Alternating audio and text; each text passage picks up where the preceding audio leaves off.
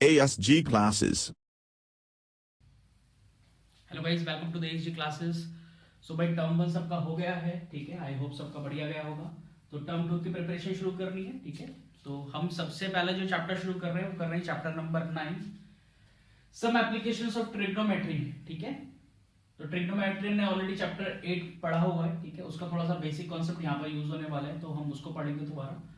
और इसी चैप्टर को बच्चों हम हाइट एंड डिस्टेंस नाम से भी जानते हैं, ठीक है ना। इसका हाइट एंड डिस्टेंस से भी कहीं कहीं पर लिखा हुआ मिलेगा, तो वो चैप्टर यही है, ठीक है। तो यहां पर चैप्टर को थोड़ा सा शुरू करने से पहले जो हमने ट्रिग्नोमेट्री में पढ़ा है उसका बेसिक हम एक बार रिकॉल कर लेते हैं, ठीक है।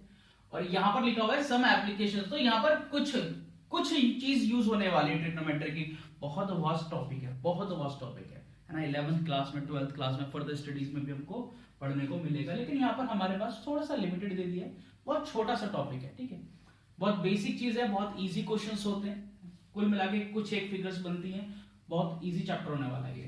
तो देखो, इसको शुरू करने से पहले थोड़ा सा जो 8th चैप्टर हमने करा है उसको थोड़ा सा रिकॉल कर लेते हैं, ठीक। तो भाई उसमें हमने पढ़ा था ट्रिग्नोमेट्री के बारे में। तो ट्रिग्नोमेट्री क्या है भाई, ये क्या बताती है? एक रिलेशन बताती है, एक रेशियो बताती है। किसमें? एक राइट एंगल ट्राइंगल। ट्रिग्नोमेट्री अगर अप्लाई करूंगा तो राइट एंगल ट्राइंगल होना जरूरी है। तो मैंने कहा एक राइट एंगल ट्राइंगल है एबीसी, राइट एंगल है बी पर, ठीक है। इस एंगल को मैं कंसीडर कर लेता हूं कि ये थीटा है। चलो, ये एंगल मैंने थीटा कंसीडर कर लिया। तो ये वाला एंगल कितना होगा मेरे पास? 90 माइनस थीटा। अब देखो ध्यान से क्या बात है, जिस एंगल के पर्सपेक्टिव से मैं बात कर रहा हूं उसके सामने वाली साइड हमने बोली थी परपेंडिकुलर होती है हमेशा। 90 डिग्री के सामने वाली साइड हाइपोटेनस होती है and third side will be base. तो यहां पर मैं जानता हूं कि राइट एंगल ट्राइंगल के तीनों साइडों में एक रिलेशन होता है जो कि होता है H square is equal to P square plus D square, जिसको हम पाइथागोरस कहते हैं।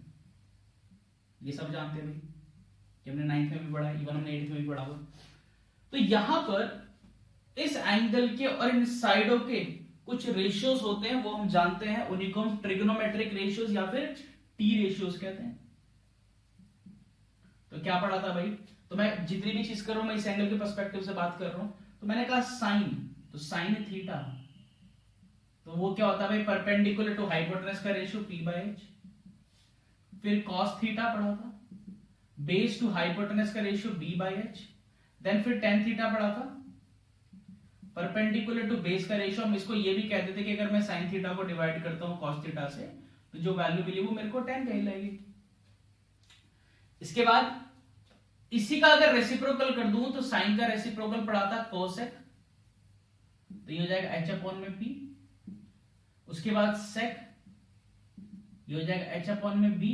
एंड देन फिर कॉट, ये हो जाएगा बी अपॉन में पी। यानी कि मैं कह सकता हूं cos theta by sine theta. ये हमारे 6 रेशियोज पढ़े थे इस चैप्टर में भी, या वैसे भी मोस्ट ऑफ द टाइम हमारे ज्यादातर क्वेश्चन सॉल्व जाते हैं इन वैल्यूज को लेकर। और इस पर्टिकुलर चैप्टर में तो 90% क्वेश्चन आपके 10 पर रिलेटेड होते हैं, ठीक है। हमको अगर ये पता है तो मैं इनका रेसिप्रोकल करके वो फाइंड कर सकता हूं, बिकॉज साइन का रेसिप्रोकल कोसेक बनता है, कॉस का रेसिप्रोकल सेक बनता है और tan का रेसिप्रोकल कॉट बनता है। ये हमारे बेसिक ट्रिग्नोमेट्रिक रेशियोज थे जो हमने चैप्टर नंबर 8 में पढ़े हुए थे। तो हमको ये पता होना चाहिए। दूसरा, हमारे पास कुछ कॉम्प्लीमेंट्री रिलेशनशिप्स थे, अगर आपको याद हो कॉम्प्लीमेंट्री एंगल्स के। तो वो क्या था कि भाई मैं अगर बोलता हूं साइन 90 माइनस थीटा तो ये होता है कॉस थीटा। वाइस वर्सा, यानी कि अगर मैं बोलूंगा कि कॉस 90 माइनस थीटा तो ये बन जाएगा मेरे पास sine theta. Then sec 90 minus theta, ये बन जाएगा cosec theta. Fourth, cosec 90 minus theta, ये बन जाएगा sec theta. Fifth, tan 90 minus theta, ये बन जाएगा कॉट थीटा। और 6, कॉट 90 माइनस थीटा, ये बन जाता है tan थीटा। ये कॉम्प्लीमेंट्री एंगल्स का रिलेशन पढ़ा था। एंड देन फिर हमने ट्रिग्नोमेट्रिक आइडेंटिटीज पढ़ी थी। वो बातें लगे वो इतनी यूज नहीं होने वाली इसके अंदर ना, बट फिर भी एक बार मैं लिखवा देता हूं। ट्रिग्नोमेट्रिक आइडेंटिटीज, तो क्या थी? First sine square theta plus cos square theta is equal to 1 होता है। Second sec square theta minus tan square theta is equal to 1 होता है। And then cosec square theta minus cot square theta, ये भी 1 के बराबर होता है। इनको कहते हैं ट्रिग्नोमेट्रिक आइडेंटिटीज। एंड फर्दर मैं इनको शफल करके वैल्यूज को फाइंड कर लेता हूं। कॉस स्क्वायर इधर लिखे तो साइन स्क्वायर बराबर 1 माइनस कॉस स्क्वायर। तो ये कुछ आइडेंटिटीज, ये कॉम्प्लीमेंट्री एंगल्स और ये टी रेशियोज हमने पढ़े हुए थे। यहां पर हमको ज्यादातर यही यूज होने वाले हैं, एक आध क्वेश्चन में हमको ये भी मिलेगा यूज होने के लिए, ठीक है। तो ये आपको पता होना चाहिए, प्लस ट्रिग्नोमेट्रिक टेबल आपको पता होनी चाहिए, उसके एंगल्स आपको बहुत अच्छे से पता होने चाहिए। अगर वो एंगल्स मेरे को नहीं आते हैं तो इसका एक भी क्वेश्चन मैं सॉल्व नहीं कर सकता, एक सिंगल क्वेश्चन भी सॉल्व नहीं हो पाएगा, बिकॉज हर एक क्वेश्चन टेबल पर बेस्ड होगा। क्लियर बात? तो इस बात को नोट कर लो फटाफट से। तो अब हमारे पास टेबल ना स्टैंडर्ड एंगल्स की टेबल। तो स्टैंडर्ड एंगल्स यानी कि जो हमने चैप्टर नंबर 8 में पढ़े हुए 5 एंगल्स हमने पढ़े हुए, कौन कौन से? तो मैं यहां पर रेशियोज लिख देता हूं, टी रेशियो है ना, और यहां पर मैं एंगल लिख देता हूं यानी कि थीटा। तो ये जाएगा मेरे पास sine theta, cos theta, tan theta, cosec theta, sec theta and then cot theta, है ना। ये मेरे पास 0 डिग्री, देन फिर था मेरे पास 30 डिग्री, फिर उसके बाद 45 डिग्री, उसके बाद 60 डिग्री एंड देन 90 डिग्री। इस तरीके से ब्लॉक बना लेता हूं।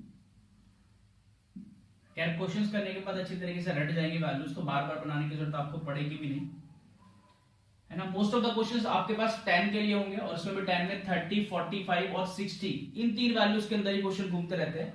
बाकी सब में भी मिलेंगे, बट ज्यादातर क्वेश्चन 10 से रिलेटेड होंगे, ठीक है ना। हाइट एंड डिस्टेंस, लंबाई और दूरी, तो ज्यादातर उसका रिलेशन इसी में आता है, ठीक है। तो यहां पर साइन 0 की वैल्यू आपको याद होगी, 0 है। लेकिन अगर जिसको याद नहीं, आप ऐसा कर सकते हो, फॉर्म कर सकते हो, मैं बता देता हूं, है ना। मैंने क्या लिखा याद करने के लिए ना, एक मेथड मैंने कहा, एक काम करो, 0 लिख लो, 1 लिख लो, 2 लिख लो, 3, 4 एंड देन फिर सबको 4 से डिवाइड कर दो, और उसके बाद इसका अंडर रूट कर दो। तो ये जो वैल्यूज निकल कर आएंगी, ये सारी वैल्यू साइन की हैं। कैसे? 0/4 0, 0 का अंडर रूट 0, 1/4 1 का अंडर रूट 1, 4 का अंडर रूट 2, 2 से कैंसिल कर दिया, 1/2 आ गया, 1 का अंडर रूट 1, 2 का अंडर रूट 2, तो 1/√2, 3 का रूट √3, 4 का रूट 2, तो √3/2, 4 से 4 कैंसिल हो गया 1, 1 का रूट 1। तो मेरे को साइन की वैल्यू पता चल गई। कॉस साइन का कॉम्प्लीमेंट्री है, इसलिए पीछे से वैल्यू लिखनी शुरू करो। इन दोनों के एंगल का सम जहां पर 90 है वो वैल्यूज इक्वल है, तो 0, 90 ये वैल्यू आ गई, 30, 60, 90 तो ये वैल्यू आ गई। तो आप पीछे से इसको लिख सकते हो, ये हो जाएगा 1/√2, ये हो जाएगा 1/2 एंड देन 0। क्लियर? उसके बाद 10 आता है। भाई 10 क्या है? जब मैं साइन को कॉस से डिवाइड करता हूं, जो वैल्यू ऑब्टेन होगी वो 10 की है, तो 0/1 0, 1/2 √3/2, 2 से 2 कैंसिल, 1/√3, 1/√2 1/√2 1, √3/2 1/2, 2 से 2 कैंसिल, √3 एंड 1/0 या फिर नॉट डिफाइंड। क्लियर है? कोसेक, तो साइन, भाई मेरे को ये पता होना चाहिए बस। अब साइन का रेसिप्रोकल करूंगा तो कोसेक है, तो ये 0/1 है, 1/0 हुआ जो कि नॉट डिफाइंड हुआ। ये 1/2 है, रेसिप्रोकल करूंगा 2 हो जाएगा, 1/√2 है, रेसिप्रोकल करूंगा √2 हो जाएगा, √3/2 है, रेसिप्रोकल करूंगा 2/√3, और ये 1 है, 1 का रेसिप्रोकल 1 होता है जी। क्लियर है बात? नेक्स्ट सेक पर आते हैं। सेक है मेरे पास कॉस का रेसिप्रोकल, या फिर आप ऐसा कर सकते हो कि कॉसेक और सेक एक दूसरे के कॉम्प्लीमेंट्री है, वहां से वैल्यू भी लिख सकते हो, बात सेम ही है। तो ये उधर 1 है, 1 आ गया, इधर 2/√3 है तो 2/√3 आ गया, ये हो गया √2, ये हो गया 2 एंड देन 1/0 नॉट डिफाइंड।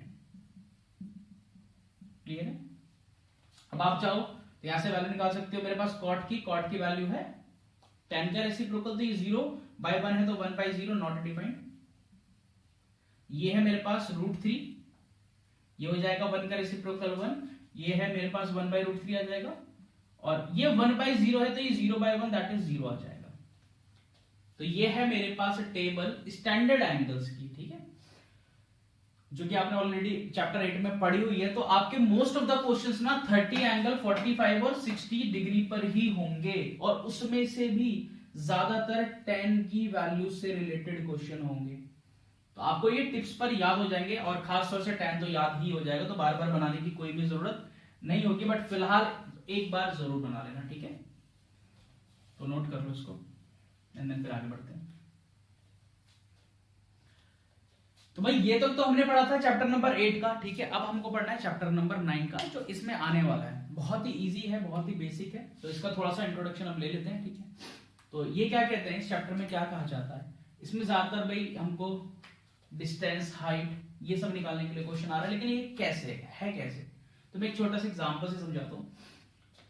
यहां पर कहते हैं कि भाई कोई एक किसी भी चीज को कोई देख रहा है आदमी ना, कोई भी देख सकता है। तो मैंने कहा फॉर एग्जांपल एक छोटे से टावर है, यहां पर एक टावर है, ठीक है, ग्राउंड पर ये टावर खड़ा हुआ है, तो ये रहा ग्राउंड, और इस ग्राउंड पर फॉर एग्जांपल मैं खड़ा हूं इधर, और ये टावर है, इस टावर पे मेरा दोस्त खड़ा हुआ है इधर, ठीक है ना। भाई ये बिल्डिंग है, ये टावर है, कुछ भी कह लो, तो बिल्डिंग या टावर जो भी होगा वो बिल्कुल सीधा खड़ा हुआ है। तो यहां से मैं अपने दोस्त को देख रहा हूं, मैंने क्या करा, सम दूरी पर हूं मैं, कुछ डिस्टेंस पर हूं टावर के फुट से, this is the foot of the tower, ठीक है। यहां से मैं अपने दोस्त को देख रहा हूं, ठीक है, ये तो यहां से ये जो मैं देख रहा हूं इसको ज्वाइन कर देता हूं, ठीक है। तो ध्यान से देखो कि राइट एंगल ट्रायंगल मिल गया, और राइट एंगल ट्रायंगल में तो ट्रिग्नोमेट्री अप्लाई होती है ना। तो अब क्या क्या यहां से मुझे पता चलता है जो कि इस चैप्टर में यूज होने वाला है। तो देखो सबसे पहली बात, ये फुट ऑफ द टावर है, जो भी मेरे पास बिल्डिंग होगी, पोल होगी, कुछ भी हो सकता है, ये बिल्कुल सीधा है, तो यहां पर 90 डिग्री का एंगल बना। जो देख रहा है किसी चीज को, ठीक है, जो देख रहा है किसी चीज को, वो कहलाया जाता है ऑब्जर्वर, जो ऑब्जर्व करता है, क्लियर है, जो किसी चीज को देख रहा है। और जिसको देखता है वो कहलाया जाता है ऑब्जेक्ट, इधर लिखा देते हैं, वो कहलाया जाता है ऑब्जेक्ट। आई गेस कोई बड़ी बात नहीं है ना, जो देख रहा है वो ऑब्जर्वर, और जिसको देख रहा है वो ऑब्जेक्ट कहलाया जाता है। मैंने कहा भाई इस एंगल को मैं थीटा कंसीडर कर लेता हूं, इसको मैं ए बोल देता हूं, इसको मैं बी बोल देता हूं, और इसको मैं सी बोल देता हूं, ठीक है। तो यहां पर सबसे पहली बात है, जो देख रहा है वो ऑब्जर्वर है, जिसको देख रहा है वो ऑब्जेक्ट है, क्लियर। यहां पर ये कुछ एंगल फॉर्म हो रहा है, ये जो लाइन कहलाई जाती है, आप इसको हॉरिजॉन्टल प्लेन या हॉरिजॉन्टल लाइन कह सकते हो, तो इसको हम कहते हैं हॉरिजॉन्टल लाइन, है ना, अर्थ के जो पैरेलल है ऐसे। ये जो एंगल फॉर्म हो रहा है इस चैप्टर में, इसका नाम दे देंगे थीटा भी मैं फिलहाल बोल रहा हूं। तो देखो जिस डायरेक्शन में या जिस लाइन में ऑब्जर्वर ऑब्जेक्ट को देख रहा है वो कहलाई जाती है line of site, line of site, correct है। तो इस लाइन ऑफ साइट और इस हॉरिजॉन्टल लाइन के बीच में ये जो एंगल फॉर्म हो रहा है, जिसको मैं थीटा कंसीडर कर रहा हूं, इस एंगल को कहते हैं बच्चों angle of elevation, angle of elevation, ठीक है। एलिवेशन का मतलब क्या है, जब कोई चीज उठती है, उठाते हैं किसी चीज को, तो यहां पर क्या है, मैं नजरें उठा रहा हूं और ऊपर देख रहा हूं, तो जब मैं ऊपर की तरफ देखता हूं तो यहां पर फॉर्म हो रहा है एंगल ऑफ एलिवेशन। तो इस चैप्टर में यही ज्यादातर पूछा जाएगा कि कोई किसी टावर से इतनी दूरी पर है, किसी सम चीज से इतनी दूरी पर है, इतना एंगल पर देख रहा है, तो इसकी हाइट बता दो या इसका डिस्टेंस बता दो। इस तरीके से क्वेश्चन फॉर्म होते हैं, है ना। तो बेसिक कॉन्सेप्ट ज्यादातर हमारे पास यही लगता है। तो अब क्या है भाई, अब मान लो भाई मेरा दोस्त ऊपर खड़ा हुआ है, वो भी तो मेरे को देख रहा है, मैं अपने दोस्त को देख रहा हूं, जो एंगल फॉर्म हो रहा है वो एंगल ऑफ एलिवेशन फॉर्म हो रहा है। जिस लाइन में देख रहा हूं उसको लाइन ऑफ साइट कह रहे हैं, जो देख रहा है उसको ऑब्जर्वर कह रहे हैं, जिसको देखा जा रहा है उसको ऑब्जेक्ट कह रहे हैं, और ये जो बेस है उसको हॉरिजॉन्टल लाइन कहा जा रहा है, क्लियर है। आई होप समझ में आ गया होगा बिल्कुल। नाउ अब मेरा दोस्त भी मेरे को देख रहा है, इस वक्त मेरा दोस्त मेरे को देख रहा है, तो लाइन तो यही है, तो लाइन ऑफ साइट यही कहलाएगी। क्लियर है? लेकिन उस वक्त जब ये इसको देख रहा है तो मैं कहूंगा कि भाई ये ऑब्जर्वर है और ये ऑब्जेक्ट है। ठीक है, तो यहां पर भी तो कोई एंगल फॉर्म हो रहा होगा ना भाई। यहां पर जैसे एंगल ऑफ एलिवेशन बन रहा है, यहां पर भी कुछ ना कुछ एंगल फॉर्म हो रहा होगा। ठीक है, तो अब यहां पर भी एक जो एंगल फॉर्म होता है उस एंगल को कहते हैं एंगल ऑफ डिप्रेशन। नीचे की तरफ देख रहा है। अब गड़बड़ क्या होती है, बच्चे ज्यादातर एंगल इसको कंसिडर कर लेते हैं, नहीं भाई नहीं, ये वो एंगल नहीं है। तो हम क्या करते हैं, हॉरिजॉन्टल लाइन के पैरेलल एक लाइन ड्रॉ करी मैंने इस तरह से। ठीक है, ये रही वो लाइन, ये इसके पैरेलल है। तो यहां पर ये जो एंगल फॉर्म हो रहा है, this is angle of depression. Clear है? तो अगर ये मैं इसको कहूंगा एंगल ऑफ डिप्रेशन। क्लियर है बात बिल्कुल? तो देखो इन दोनों में लेकिन होता है एक रिलेशन। क्या? क्योंकि ये लाइन पैरेलल है इसके, और देखो ध्यान से एसी ट्रांसवर्सल का काम कर रही है, तो ये एंगल और ये एंगल इक्वल होंगे। दैट मींस मैं कह सकता हूं this angle is also theta. ठीक है, क्यों? क्योंकि ये दोनों ऑल्टरनेट है। सो देयरफॉर मैं कह सकता हूं angle of elevation, angle of elevation is equal to angle of depression.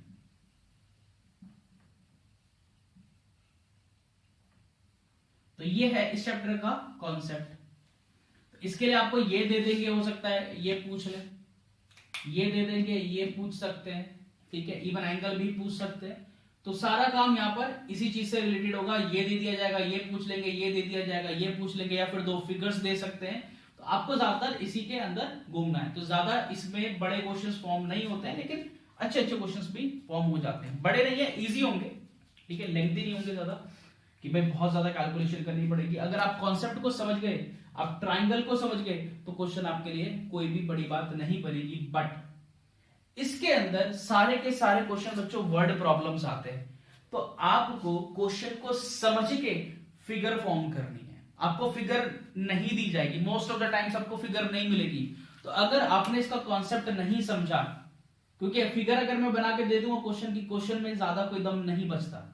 तो ज्यादा इंपॉर्टेंट जो बात है वो ये है कि आप क्वेश्चन को पढ़ेंगे खुद से पहले और फिगर फॉर्म करेंगे, देन मैच करेंगे क्या वो फिगर सही बनी है कि नहीं बनी है। अगर ऐसा करोगे तो चैप्टर बहुत इजी हो जाएगा।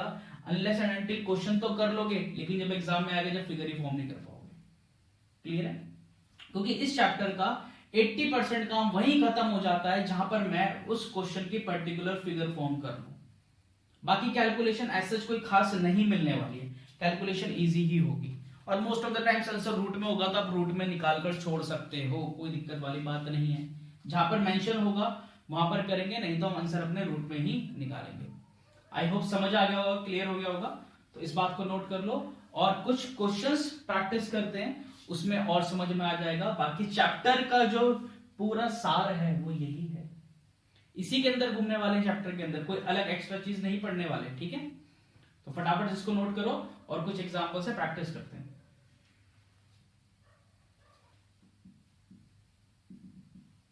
नाउ क्वेश्चन कह रहे हैं, तो एग्जांपल कह रहे हैं, एग्जांपल नंबर 1 कह रहे हैं कि भाई अ tower stands vertically on the ground from a point. एक टावर है, ठीक है, तो आपको ना वर्ड प्रॉब्लम को फिगर में कन्वर्ट करना, और यही मेन टारगेट है हमारे इस चैप्टर के अंदर। क्योंकि फिगर फॉर्म कर लोगे तो क्वेश्चन इजीली सॉल्व हो जाएगा। फिगर ही नहीं बना पाए, उसको विजुअलाइज ही नहीं कर पाए, तो क्वेश्चन क्या खाक होने वाला है। तो ये बहुत ज्यादा जरूरी है, इसलिए कॉन्सेप्ट को समझना है, क्वेश्चन को रटना नहीं बैठना है। क्या कह रहे हैं, अ tower stands vertically on the ground. तो वर्टिकली मतलब इस तरीके से मेरे पास ये ग्राउंड है, ऐसे बना दिया मैंने, यहां पर कहीं पर टावर है, तो वो इस तरीके से मैंने कह दिया वर्टिकली। क्लियर बात? तो ये सीधा खड़ा होगा तो ये 90 हो गया। कह रहे from a point on the ground which is 15 metre away from the foot of the tower. ये टावर है, ये टावर का फुट है, इससे इस फुट से कुछ 15 मीटर की दूरी पर सम पॉइंट है। तो भाई ये फुट है, यहां से 15 मीटर मैंने यहां कंसीडर कर लिया, ये 15 मीटर का डिस्टेंस है। क्लियर? कह रहे the angle of elevation of the top of the tower is found to be 60 degree. कह रहे हैं कि टावर है, टावर के फुट से 15 मीटर दूरी पर कोई पॉइंट है, उस पॉइंट से एंगल ऑफ एलिवेशन बन रहा है, मतलब वो ऊपर की तरफ इस पॉइंट से इसके टॉप को देख रहे हैं। तो यहां जो एंगल बन रहा है, ये जो एंगल फॉर्म हो रहा है मेरे पास, ये कितने डिग्री का बन रहा है, ये 60 डिग्री का फॉर्म हो रहा है। मैंने इसको कंसीडर कर लिया है ए है जी, ये बी है और ये सी है। तो राइट एंगल ट्रायंगल मिल गया मेरे को। कह रहे find the height of the tower, तो टावर ए बी है ना, तो मुझको ए बी पता लगानी है। तो खुद सोचो, देखो मुझे बेस दिया गया है, मुझे परपेंडिकुलर पूछा जा रहा है, तो आपको यहां पर रेशियो समझना है कौन सा पूछ रहे हैं। मुझे बेस दिया गया है और मुझे परपेंडिकुलर पूछ रहे हैं, तो यहां पर बेस और परपेंडिकुलर का रेशियो 2 होते हैं। मैं tan भी यूज कर सकता हूं, मैं cot भी यूज कर सकता हूं, दोनों से आंसर करेक्ट आने वाला है। क्लियर है? तो जो आपको याद हो वो अच्छी बात होगी, मोस्ट ऑफ द टाइम आपको tan ही याद होने वाला है। तो कैसे भाई, मैंने कहा इन ट्राइंगल एबीसी है ना भाई, तो यहां पर एंगल दिया हुआ है, इस एंगल के पर्सपेक्टिव से देखा तो परपेंडिकुलर ये है, बेस ये है, मैंने tan का रेशियो ले लिया, तो ये हो जाएगा tan 60 degree is equal to perpendicular to base, perpendicular है ए बी, बेस है बी सी। अब आती है बात, क्या आपको एंगल्स याद हैं? अगर आपको एंगल्स याद नहीं है तो भाई गया, चैप्टर गया, हाथ से क्वेश्चंस निकल जाएंगे, एकदम इजी वाले क्वेश्चंस है ना, उसके मार्क्स गए आपके सारे। तो आपको एंगल्स याद होना बहुत जरूरी है और बहुत ही बेसिक होंगे। 30, 45, 60 मोस्ट ऑफ द टाइम्स यही आपको एंगल्स मिलने वाले हैं।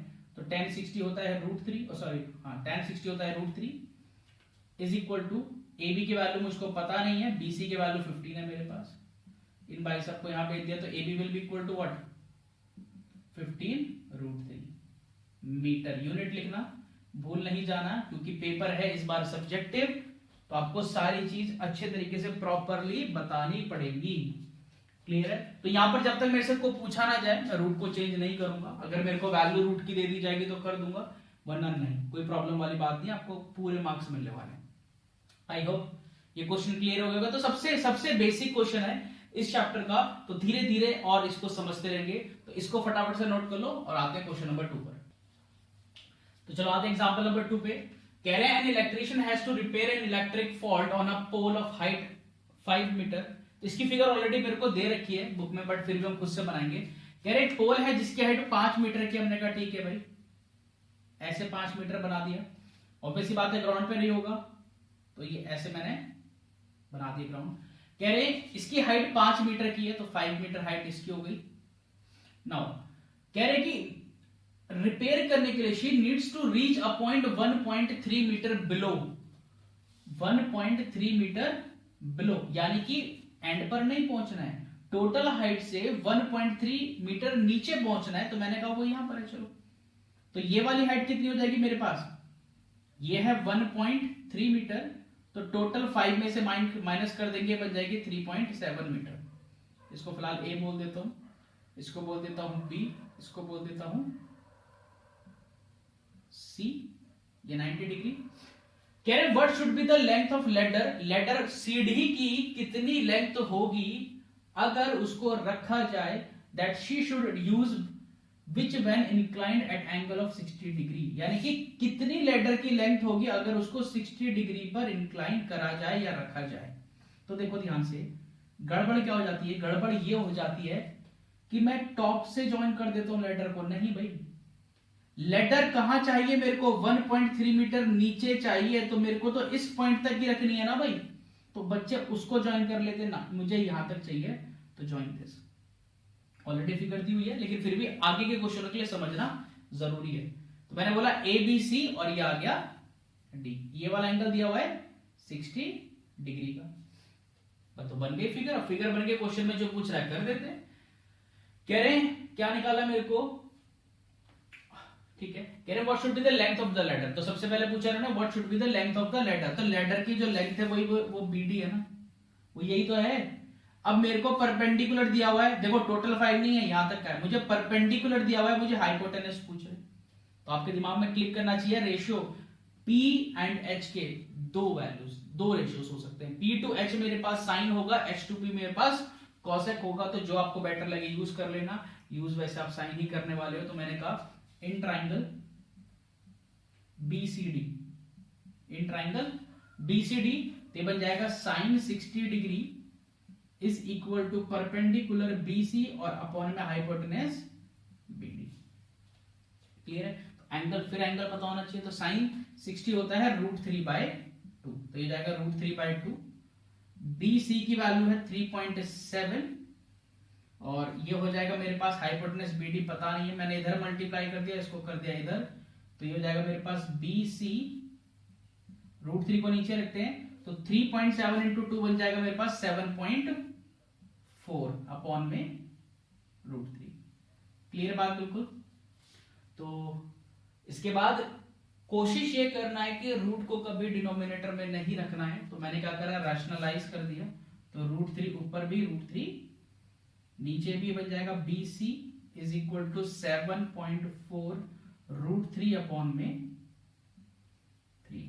क्लियर बात? और एक बार देख लेते, चेक कर लेते क्या √3 को पॉइंट में मेरे को बोला है, बिल्कुल हाँ, √3 को इन्होंने यहां पर बोला है कि भाई आपको 1.73 कंसीडर करके चलना है। ठीक है, तो यहां पर वैल्यू रख लेते हैं फटाफट से, तो बन जाएगा 7.4 इंटू 1.73 डिवाइडेड बाय 3। तो इसको फटाफट से सॉल्व करते हैं, कितना आएगा, तो 173 इंटू 74, 7 4 12, 1 7 चौक 28 29, 2 4 एकम 4 6, 7 21, 2 49 हो जाएगा 51, 5 7 एकम 7 और 1 12, तो जाएगा 2 10 8 2 1। तो यहाँ पर पॉइंट के बाद 2 डिजिट है, पॉइंट के बाद 1 डिजिट है, तो 1 2 3, तो जाएगा 12.802 डिवाइडेड बाय 3। इसको फर्दर और इन से 3 से डिवाइड कर लेते हैं, तो 3 4 12, यह जाएगा 8 3 2 6 1 0, ये जाएगा मेरे पास 3 3 9 1 2, और ये जाएगा 4 टाइम्स 12, पूरा कैंसल आउट हो गया। So I have 4234, that means 4.234 metre. Clear है बात बिल्कुल?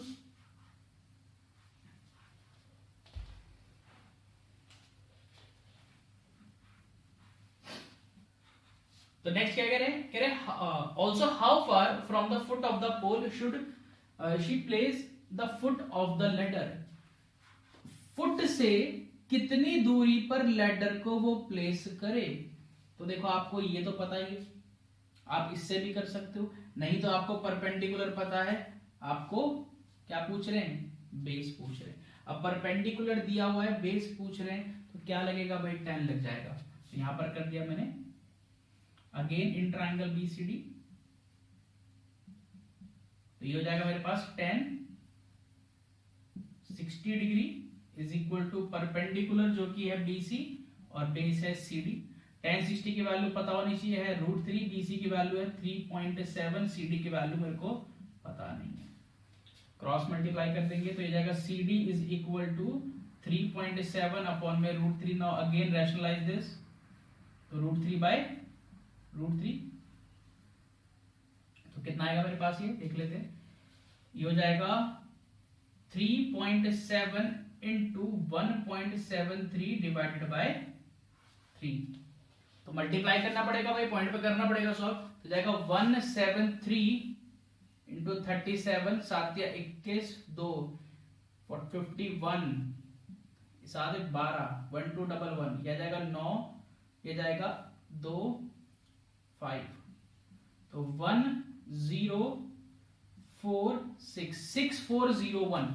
6401 डिवाइडेड बाय 3। अब यहां पर क्या है देखो, तो ये 6.401 होगा एक्चुअली, तो जाएगा 6401 डिवाइडेड बाय 3 करा, 3 2 6, यह जाएगा 4 3 1 3, 1 0 3 3 9, एंड देन 11 3, तो समथिंग आएगा 2 पॉइंट समथिंग कुछ आ रहा है। ठीक है, तो अप्रॉक्स कर लेते हैं, कोई प्रॉब्लम नहीं है, तो ये जाएगा 2.133 मीटर अप्रॉक्स। रूट की वैल्यू थी, राउंड ऑफ आप कर सकते हो, कोई प्रॉब्लम वाली बात है नहीं। पॉइंट में क्यों करा? बिकॉज मेरे को रूट की वैल्यू पॉइंट में दे दी थी। बात समझ में आ रही है? तो ये है हमारे पास एग्जांपल नंबर 2। तो ऐसे थोड़े क्वेश्चन घुमा घुमा कर हैं, ठीक है। तो फटाफट जिसको नोट कर लो एंड देन फिर आते हैं फटाफट एग्जांपल नंबर 3 पर। नाउ आते हैं एग्जांपल नंबर 3। कह रहे हैं an observer 1.5 metre tall is 28.5 metre away from a chimney. कह रहे हैं एक ऑब्जर्वर है, तो अब तक हमको ऑब्जर्वर की हाइट मेंशन नहीं थी। तो देखो जब तक मेंशन नहीं है उसको एज ए पॉइंट ही कंसीडर करके चल रहे हैं, लेकिन जैसी हाइट दे दी जाएगी तो क्वेश्चन में थोड़ा सा चेंज हो जाएगा। कह रहे हैं कि अगर एक ऑब्जर्वर है जिसकी हाइट 1.5 मीटर है और वो 28.5 मीटर दूरी पर खड़ा हुआ है एक चिमनी से, तो फटाफट से फिगर बना लेते हैं। तो मैंने कहा ठीक है भाई, ये चिमनी है, ठीक है, इसकी हाइट इसकी हाइट नहीं मेंशन है, दूरी मेंशन है। कह रही कि चिमनी है, इस चिमनी से सम दूरी यानी कि 28.5 मीटर की दूरी पर एक ऑब्जर्वर खड़ा हुआ है। मैंने कहा ये ए है, ये बी है और वो ऑब्जर्वर यहां है, ये सी है। क्लियर है? अब ऑब्जर्वर की हाइट मेंशन है तो वो मुझे बनानी पड़ेगी जो कि है 1.5 मीटर। तो ऑब्जर्वर है 1.5 मीटर टॉप। या कह रहे हैं कि भाई the angle of elevation of the top of the chimney from her eyes is 45 degree. तो आंखें यहां पर होंगी ना भाई, ऊपर, नीचे तो नहीं होंगी ना। बच्चे गड़बड़ कर देते हैं, एंगल ऑफ एलिवेशन यहां से बना देते हैं बिकॉज पुरानी फिगर में यहां से बनता है, तो नहीं। अगर आंखें यहां है तो देखेंगे यहां से, तो एंगल ऑफ एलिवेशन भी यहां से ही बनेगा। तो मैंने क्या करा, लाइन ऑफ साइट बना दी भाई। अब फिर अगेन ढूंढो, तो एंगल ऑफ एलिवेशन ये बना देंगे, नहीं भाई। तो क्या करा जाए, कैसे बनता है एंगल ऑफ एलिवेशन? फिर अगर मेरे पास ऑब्जर्वर की हाइट है तो ये जो हॉरिजॉन्टल लाइन है इसके पैरेलल एक लाइन ड्रॉ कर लेता हूं जो कि यहां से पास हो रही है। अब देखो ये भाई टावर या चिमनी जो है ये सीधी खड़ी है तो 90 डिग्री, ऑब्जर्वर भी सीधा है तो 90 डिग्री। तो भाई बेस पर ये दोनों वर्टिकल जो फिगर्स होंगी ये आपस में पैरेलल होंगी, यानी कि एंगल 90-90 बना रहे हैं। सिंपल सी बात है। तो ये जो फिगर हो रही है ये एक तरीके से पैरेललोग्राम बन रहा है। तो इसका मतलब है ये डिस्टेंस इसके बराबर, ये डिस्टेंस इसके बराबर। तो हम इसको डायरेक्ट यूज कर सकते हैं, कोई प्रॉब्लम नहीं है। तो ये है ए, ये है बी, ये सी मान लिया, इसको डी कंसिडर कर लेता हूं, दिस वन इज ई। तो एंगल ऑफ एलिवेशन का होगा हॉरिजॉन्टल लाइन की जो पैरेलल लाइन है और लाइन ऑफ साइट जो इसके बीच का जो एंगल है ये है एंगल ऑफ एलिवेशन। नीचे से मत बना देना। कितने डिग्री का? 45 डिग्री का। सो भाई क्या है, देखो ये 28.5 है तो ये भी 28.5 हुआ ना। बताया ना कैसे फिर पैरेललोग्राम बनता है, लेकिन इतना बताने की जरूरत है नहीं, आप डायरेक्ट भी कंसीडर करके ले लोगे तो कोई दिक्कत नहीं होगी। ये 1.5 है तो ये भी 1.5 ही है ना भाई। अब देखो ये 90 है तो ये 90 है। क्लियर बात? क्योंकि पैरेलल ड्रॉ करी ना मैंने भाई, कॉरेस्पॉन्डिंग एंगल्स हो गए। ठीक है, अब मेरे को निकालना है कि हाइट ऑफ द चिमनी बताओ। तो height of the chimney total है A B. Height of the chimney क्या है? A B. अब अगर मैं एडी निकाल लूं उसमें बाद में बीडी ऐड कर लूं तो काम बन जाएगा। सिंपल सी बात है। तो ध्यान से देखो, अब इसको देखने की अभी फिलहाल ऐसा कोई जरूरत है नहीं, केवल ट्राइंगल देख सकते हो, एडीई ट्राइंगल। तो मैंने कहा ठीक है, इन ट्राइंगल एडी, क्या बड़ी बात है भाई, ट्राइंगल ढूंढना है ना मेरे को तो राइट एंगल। तो इन ट्राइंगल एडी, इसके अंदर बेस दिया हुआ है, परपेंडिकुलर पूछ रहे भाई, बेस दिया हुआ है, परपेंडिकुलर पूछ रहे हैं, 10 लग गया, एंगल 45, तो 10 45 degree is equal to perpendicular है एडी, बेस है मेरे पास डी, और 10 45 पता है तो बहुत अच्छी बात, नहीं पता तो जयराम जी की। 10 45 1 हो गया, ये है एडी जो कि मैंने एज इट इज लिख दिया। आप कंसीडर करके भी चल सकते हो, लेट एडी या इतना जो हो, आप एक्स मीटर ले लो, बट कोई फर्क नहीं पड़ता है सच। तो उसके बाद डीई है मेरे पास 28.5, इसको कर दिया इधर मल्टीप्लाई, तो एडी की वैल्यू कितनी आ गई भाई? एडी की वैल्यू 28.5 आ गई। बट बच्चे यहीं पर छोड़कर भाग जाते, कहते ओह हो गया हमारा। तो नहीं, क्वेश्चन सॉल्व अभी तक नहीं हुआ है। ठीक है, क्यों? क्योंकि उन्होंने मुझे हाइट ऑफ चिमनी बोला था, वो यहां से लेकर यहां तक है, ए बी है। So now height of the chimney, therefore height of the chimney कितना है भाई? वो है A D plus B D. AD की वैल्यू 28.5 निकाली मैंने, BD की वैल्यू 1.5 है, एड अप करोगे this will be equal to 30 metre and enclose कर देना अपने आंसर को। ठीक है, खाना का टेस्ट कितना ही अच्छा हो, अगर प्रेजेंटेशन अच्छी नहीं है तो कोई नहीं देखने वाला। तो यहां पर क्योंकि सब्जेक्टिव है तो प्रॉपर प्रेजेंटेशन के साथ आपको आंसर दे रहे हैं। क्लियर बात? तो ये है हमारा एग्जांपल नंबर 3। कोई डाउट हो तो बता देना, फटाफट नोट करिए इसको। फिर आते हैं एग्जांपल नंबर 4 पर। नाउ एग्जांपल नंबर 4 पर आते हैं। ये काफी इंपॉर्टेंट एग्जांपल है, ठीक है ना। इस पर बेस्ड वेरिएबल में भी क्वेश्चन आता है जो कि हम करेंगे एग्जांपलर में। कह रहे हैं कि from a point P on the ground, कोई पॉइंट P है ग्राउंड पर, the angle of elevation of the top of a 10 meter tall building is 30 degree. कह रहे हैं from a point P on the ground, एक ground पर सम कोई point P है, उस पॉइंट से एक 10 मीटर ऊंची बिल्डिंग के टॉप को देख रहा हूं, तो जो एंगल फॉर्म हो रहा है वो 30 डिग्री का हो रहा है। क्लियर है? तो सिंपल सी फिगर बना लेते हैं इस पर बेस। तो कह रहे हैं एक बिल्डिंग है जिसकी हाइट 10 मीटर की, हमने बोला 10 मीटर यहां से लेकर यहां तक। कह रहे कुछ दूरी पर एक पॉइंट है P, मैंने यहां पर कंसीडर कर लिया, उस पॉइंट से इसका टॉप देखा जा रहा है, तो जो एंगल फॉर्म हो रहा है वो कितने डिग्री का बन रहा है? वो 30 डिग्री का बन रहा है। क्लियर है बात? तो मैंने इसको बोला ये A है, ये B है, ये C है, ये सीधा बिल्कुल। कह रहे a flag is hosted eight top of the building and the angle of elevation of the top of flag staff from point P is 45 degree. कह रहे इस बिल्डिंग के टॉप पर एक झंडा है, झंडा फहरा रखा है। ठीक है, क्लियर है बात बिल्कुल। तो कह रहे हैं कि भाई तो इस फ्लैग स्टैफ के टॉप का जो एंगल ऑफ एलिवेशन बन रहा है इसके टॉप का, वो 45 डिग्री का बन रहा है। किस पॉइंट से? इस पॉइंट से। अच्छा P दिया हुआ है, सॉरी P दिया हुआ रखा है तो मैं इसको P मान लेता हूं ना, P दिया ही हुआ है तो P मान लेते हैं। तो यहां से इस पॉइंट P से इसके टॉप का जो एंगल बन रहा है वो बन रहा है 45 डिग्री का। तो ये पूरा एंगल 45 डिग्री का है। और अगर बिल्डिंग के टॉप, तो ये बिल्डिंग का टॉप है, ये फ्लैग स्टाफ का टॉप है या फ्लैग का टॉप है, तो इसको मान लेते हैं। ठीक है, तो ध्यान देखिए इसको, अगर मैं किसी एक पर्टिकुलर पॉइंट से ज्यादा ऊंचे पॉइंट को देखूंगा तो ऑब्वियस ही बात है एंगल ज्यादा बढ़ेगा, क्योंकि मेरे को ज्यादा आंखें ऊपर करके देखना पड़ता है। सेम वे में अगर एक बिल्डिंग है, अगर मैं जितना उसके क्लोज आता रहूंगा तो मेरा एंगल ऑफ एलिवेशन इंक्रीज होता रहेगा। ठीक है, मैं यहां था तो मुझे इतना देखना पड़ेगा, जब मैं यहां आया तो मुझे ऐसे, तो ये वाला एंगल हमेशा इससे ज्यादा होने वाला है। और जब दूर जाऊंगा तो एंगल ऑफ एलिवेशन कम होता चला जाएगा। पास आऊंगा तो ये बढ़ेगा और दूर जाऊंगा तो ये घटेगा। क्लियर? तो एक पॉइंट से ऊंचे पॉइंट को देख रहा हूं तो यानी कि एंगल ऑफ एलिवेशन ज्यादा है, तो दे रखा 45 डिग्री। तो यहां पर आ गया। अब मेरे को क्या कह रहे हैं? कह रहे हैं कि भाई find the length of the flag staff. तो फ्लैग स्टाफ क्या है भाई? AC है, मेरे को ये निकालनी है। तो देखो ध्यान से, अगर मैं इस टोटल BC में से इस AB को माइनस कर दूं तो काम बन जाएगा ना। अगर मैं इस टोटल में से इस AB को माइनस कर दूं तो ये छोटा सा पार्ट बच जाएगा, यही फ्लैग स्टाफ है। अब लेकिन ये टोटल कैसे पता लगाऊंगा? ये किस ट्रायंगल का पार्ट है? BPC या CBP का, इस बड़े ट्रायंगल का पार्ट है।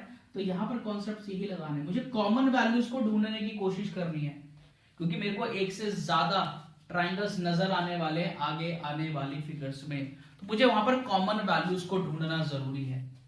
सबसे पहले राइट एंगल ट्रायंगल ढूंढूंगा, तो दो राइट एंगल ट्रायंगल दिख रहे हैं, ABP CBP। इनमें कॉमन क्या रहा? ध्यान दो, दोनों का बेस कॉमन नजर आ रहा है, तो इससे रिलेटेड ही क्वेश्चन को सॉल्व करने की कोशिश करेंगे। क्लियर बात? तो देखो, मेरे को BP मिल जाए कहीं से तो बड़े वाले ट्रायंगल में यूज हो सकता है, और BP मैं इस छोटे वाले ट्रायंगल से भी तो निकाल सकता हूं ना भाई, है कि नहीं? तो देखो ध्यान से क्या कह रहे थे, तो इन ट्रायंगल, और इन्होंने मेरे से पूछा भी क्या कह रहे हैं, the distance of the building from the point P। इस पॉइंट P से इस बिल्डिंग का डिस्टेंस निकालना, तो बेस मेरे को निकालना ही पड़ेगा। तो देखो इन ट्रायंगल, ये छोटू वाला in triangle ABP, in triangle ABP भाई बेस निकालना है, परपेंडिकुलर दिया हुआ 10 लगेगा, और 10 एंगल ध्यान से देखना, छोटा ट्रायंगल है 30 डिग्री, तो 10 30 degree. Is equal to perpendicular A B और बेस हो जाएगा पी बी। tan 30 की वैल्यू 1/√3 जो कि उन्होंने मेंशन करी है कि भाई आप ले लेना 1.73 is equal to A B की वैल्यू है 10 अपॉन पी बी पता नहीं है, क्रॉस मल्टीप्लाई कर देंगे तो P B will be equal to 10√3 metre. But उन्होंने मुझे दिया हुआ है कि √3 लेना है तो मुझे सॉल्व करना पड़ेगा, यहां पर वैल्यू को रखना पड़ेगा। तो P B is equal to 10 into 1.73 that means P B will be equal to 17.3 metre. Clear बात? तो मेरे को यहां पर बेस पता चल गया भाई, कोई दिक्कत तो नहीं बनती है। नाउ मेरे को क्या निकालना है, मेरे को पूरी ये पता लगानी है मैं, क्योंकि अगर ये बी सी पता लगा लो तो उसमें से माइनस कर दूंगा ए बी को। फिलहाल मैं सॉल्व करने के लिए पीबी को 10√3 ही कंसीडर कर रहा हूं, यहां पर मैंने वैल्यू फाइंड कर ली है। तो देखो बड़े वाले ट्रायंगल में देख लेते हैं, इन ट्रायंगल पीबीसी भाई मेरे पास परपेंडिकुलर निकालना है, बेस दिया हुआ है तो मेरे पास लग जाएगा 10 और 10 है 45 डिग्री। क्लियर बात बिल्कुल? तो कितना हो जाएगा मेरे पास 10 45 हो जाएगा बी सी अपॉन में बीपी या फिर पीबी कुछ भी कह लो। क्लियर? 10 45 1 होता है तो जाएगा 1 is equal to BC upon में, चलो बिना रूट के कर लेते हैं 17.3, ये इधर आ जाएगा तो बीसी की वैल्यू आ जाएगी 17.3 मीटर। क्लियर है? क्योंकि यहां पर मेरे को सिंपल वैल्यू दे रखी थी 10, तो मैंने क्या करा, मेरे को जब एसी चाहिए तो मैं टोटल बीसी में से एबी को माइनस कर लेता हूं। Therefore length of flag staff कितनी है, ये बराबर हो जाएगा बीसी माइनस एबी, और बीसी की वैल्यू निकाली मैंने 17.3 minus 10, so answer will be 7.3 metre. I hope clear हो गया होगा बिल्कुल। तो अगर कोई भी डाउट होगा तो मुझको बता देना है, ठीक है? तो बच्चों इस वीडियो में इतना ही, हम यहां तक एग्जांपल से रखेंगे, ठीक है? इसके बाद नेक्स्ट वीडियो में जो बाकी एग्जांपल्स हैं वो कंप्लीट करेंगे और अपनी एक्सरसाइज को शुरू करेंगे, उसके भी कुछ क्वेश्चंस हम वहां पर कंप्लीट करेंगे। क्लियर है बात बिल्कुल?